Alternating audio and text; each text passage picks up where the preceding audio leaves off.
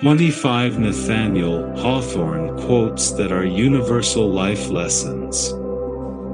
Happiness is like a butterfly which, when pursued, is always beyond our grasp, but, if you will sit down quietly, may alight upon you. A single dream is more powerful than 1,000 realities. Let men tremble to win the hand of woman, unless they win along with it the utmost passion of her heart. Love, whether newly born or aroused from a death-like slumber, must always create sunshine, filling the heart so full of radiance that it overflows upon the outward world. No man, for any considerable period, can wear one face to himself and another to the multitude, without finally getting bewildered as to which may be the true. To do nothing is the way to be nothing. No summer ever came back, and no two summers ever were alike. Times change, and people change, and if our hearts do not change as readily, so much the worse for us. What other dungeon is so dark as one's own heart?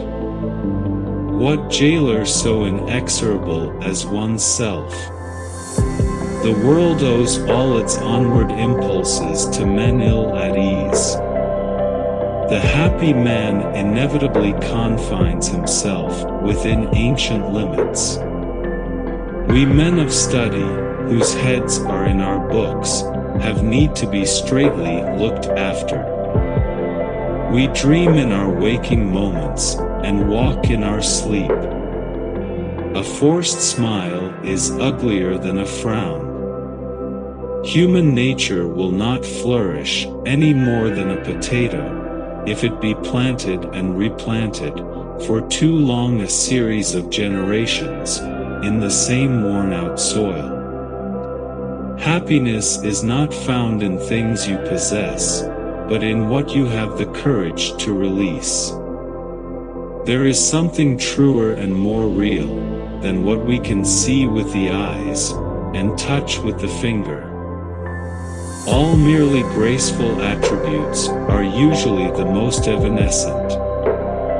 Words, so innocent and powerless as they are, as standing in a dictionary, how potent for good and evil they become in the hands of one who knows how to combine them. It is very queer, but not the less true, that people are generally quite as vain, or even more so, of their deficiencies than of their available gifts. I have laughed, in bitterness and agony of heart, at the contrast between what I seem and what I am. It is a curious subject of observation and inquiry, whether hatred and love be not the same thing at bottom.